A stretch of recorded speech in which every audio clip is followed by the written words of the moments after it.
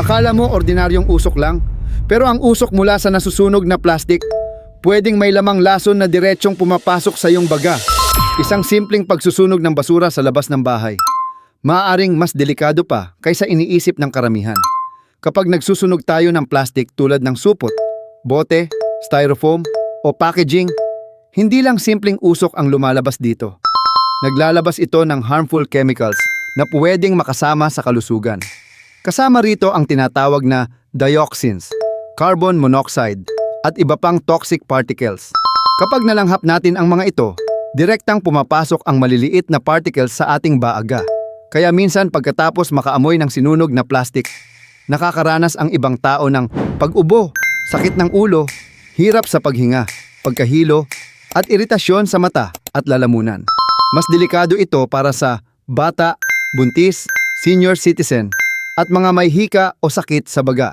Ang mas nakakagulat, kahit saglit lang ang exposure, maaari pa ring makaapekto ito sa katawan.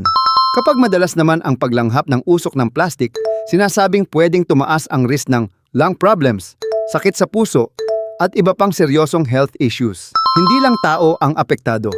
Kapag napunta sa hangin ang toxic smoke, naaapektuhan din ang kapaligiran at kalidad ng hangin na nilalanghap natin araw-araw. Kaya imbes na sunugin ang plastic, mas mabuting ihiwalay ito ng maayos i-recycle kung maaari at itapon sa tamang collection area. Simpleng bagay lang ito, pero malaking tulong para sa kalusugan ng pamilya at komunidad.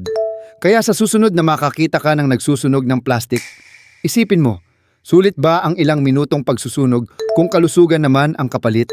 Minsan, ang mga bagay na tila normal sa paligid natin ay may epekto palang hindi agad nakikita.